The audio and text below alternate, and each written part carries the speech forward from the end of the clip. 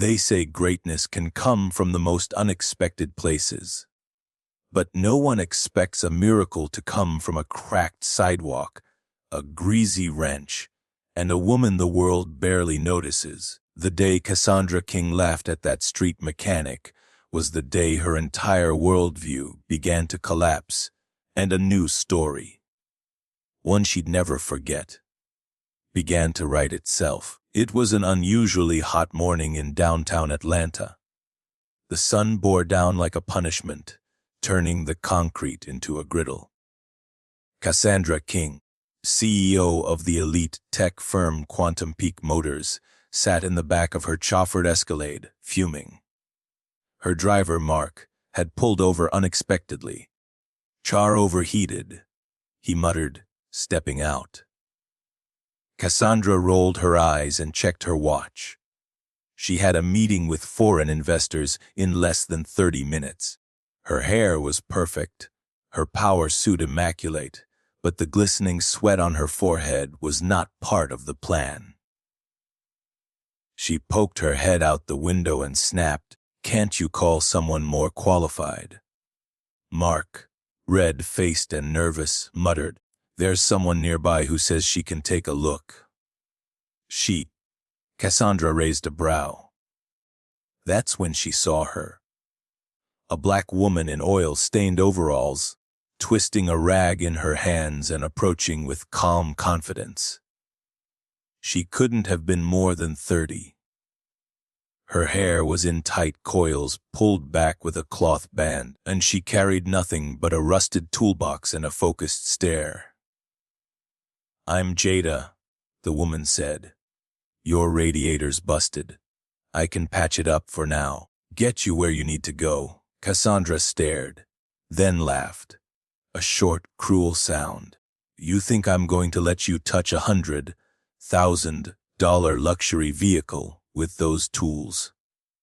Jayda didn't flinch. She stood her ground. "Switch yourself," she said simply, and turned to walk away. But Mark looked panicked. "Mom, we're out of options. She's helped me before, knows her stuff."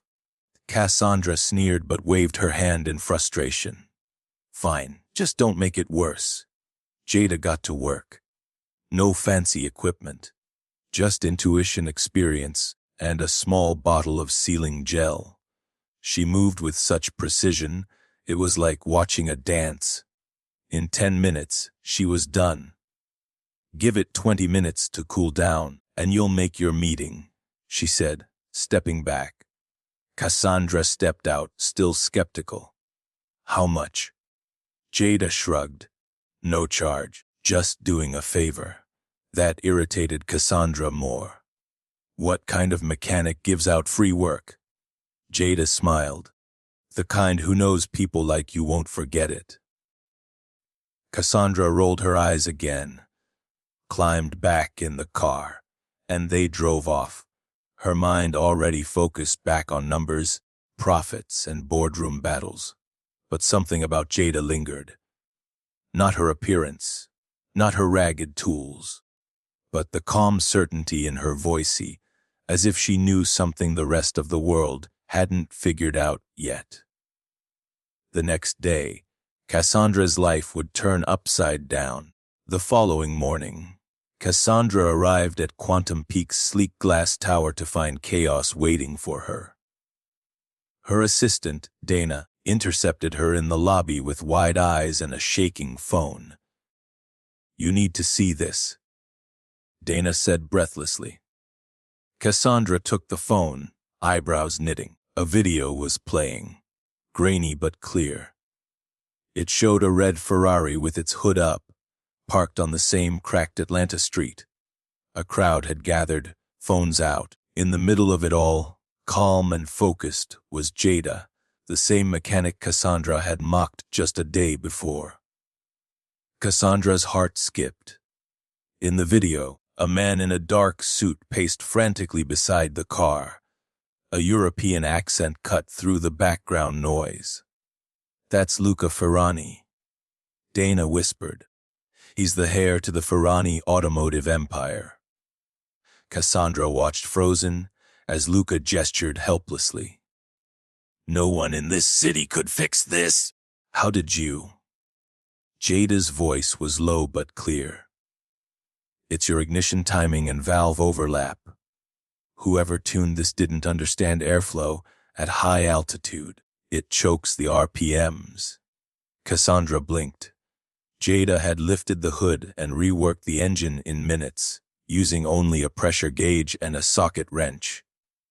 In the video, the Ferrari roared back to life. The crowd cheered.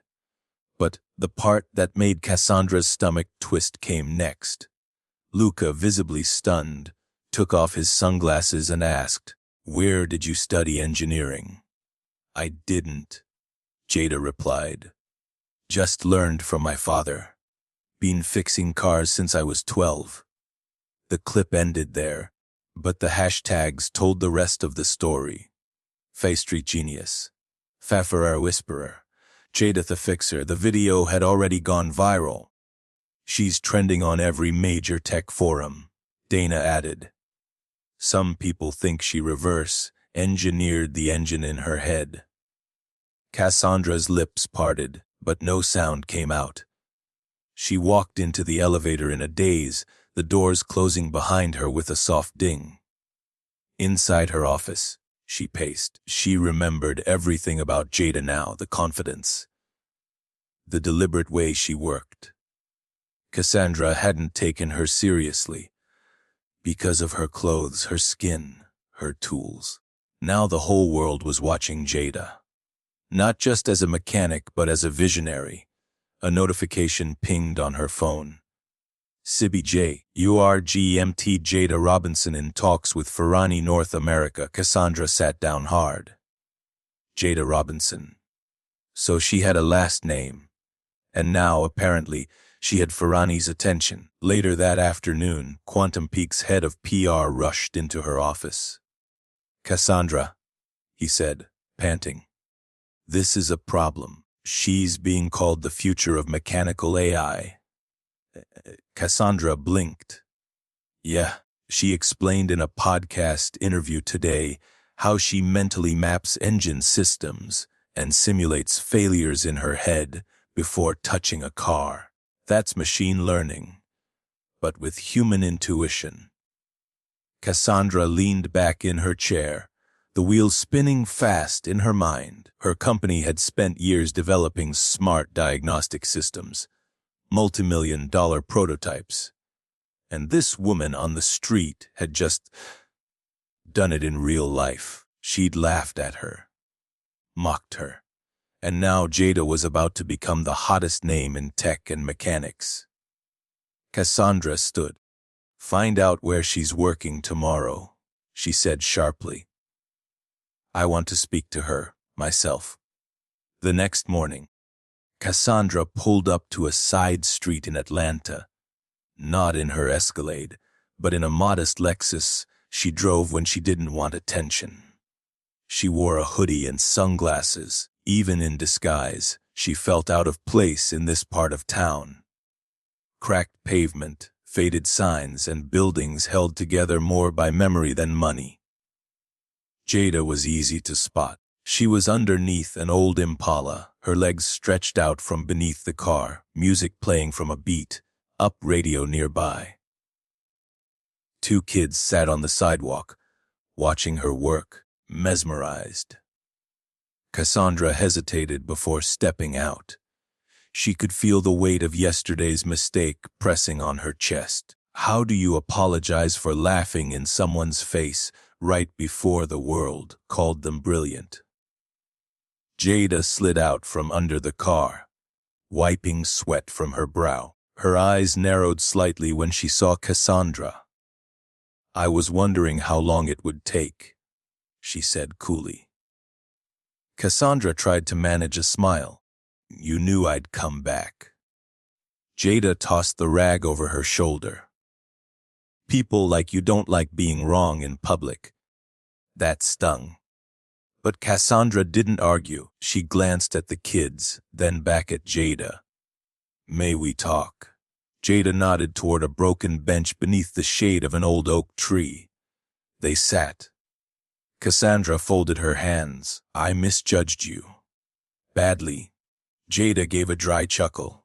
You didn't misjudge me. You saw exactly what you wanted to see. Grays on my hands, rag tools, a hoodie instead of a blazer. It didn't fit your definition of smart. I deserve that, Cassandra admitted, but I also see brilliance when it's right in front of me. Eventually. And you're beyond brilliant. Jayda didn't react. Cassandra continued, I want to offer you a place at Quantum Peak. We can track your ideas into real systems. Build something the world's never seen. Jayda looked off down the street. Why now? Because I believe in you, Cassandra replied softly. And because Ferrari might beat us to it. Jayda turned back to her, thoughtful. You ever think about what would have happened if I hadn't fixed your SUV that day? If I'd just walked on? I wouldn't be here. Cassandra admitted. Jayda studied her face, then smiled faintly. I'm not looking to be somebody's project. I'm not broken. I'm not lost. And I don't need a savior. Cassandra nodded slowly.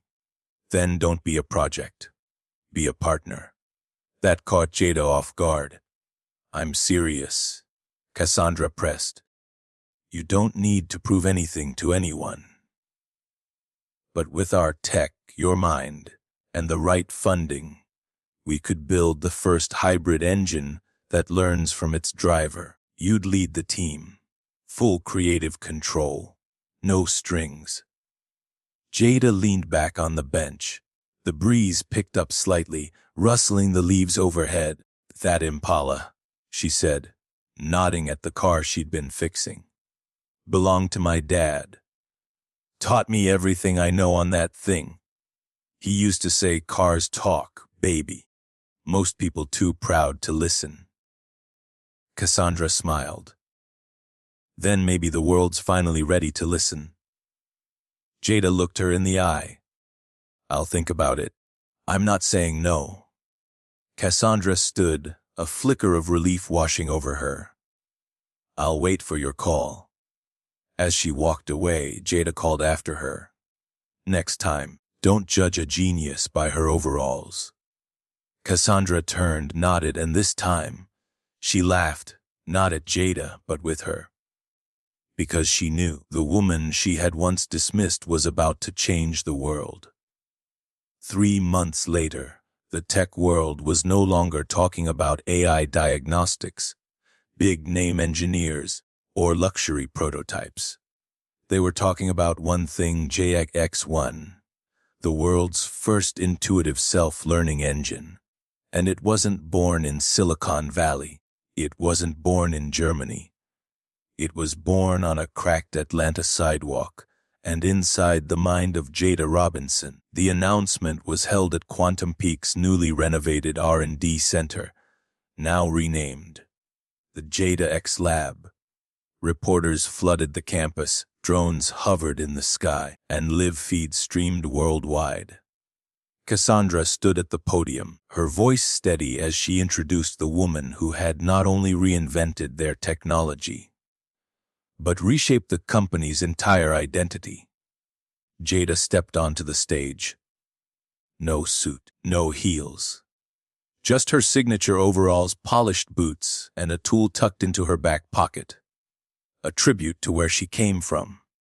The crowd erupted. When it quieted, she looked out, not nervous, not arrogant, just calm.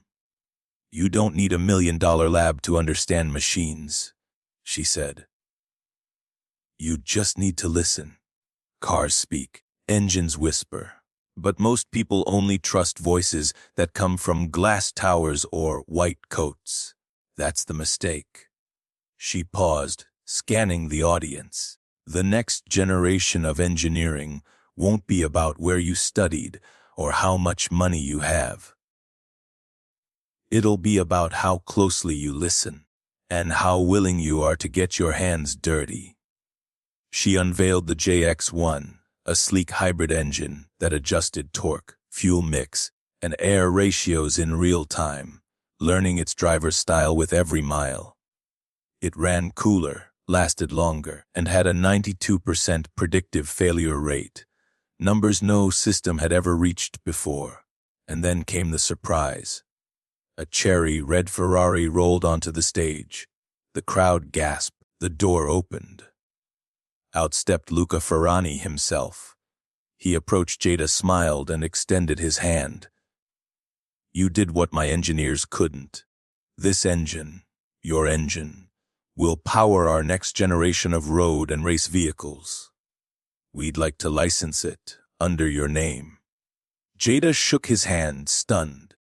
Cassandra stood behind them, beaming. Not out of pride for her company's success, but for the woman who had changed everything. The headlines the next day read like poetry. From the curb to the crown, Jayda Robinson rewires the future. Street genius shakes the tech world. Ferrani chooses grit over Ivy League. Jayda didn't move to a mansion. She bought her neighborhood a community garage. Taught kids how to build and fix.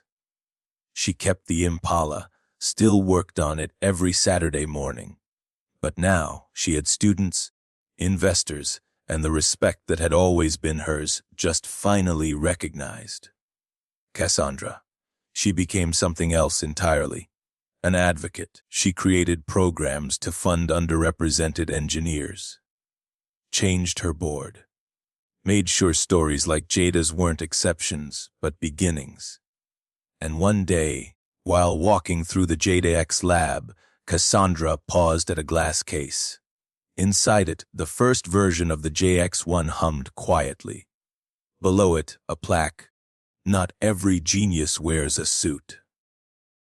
Because the world had seen what happens when humility meets brilliance.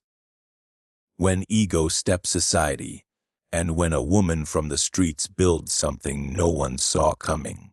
And maybe, just maybe, the next Jayda was already out there, wiping her hands on a rag, fixing something broken, waiting for someone to listen. If this story moved you even a little, don't forget to hit that subscribe button and join us here at Lived Truths, where powerful stories like Jayda's are just the beginning.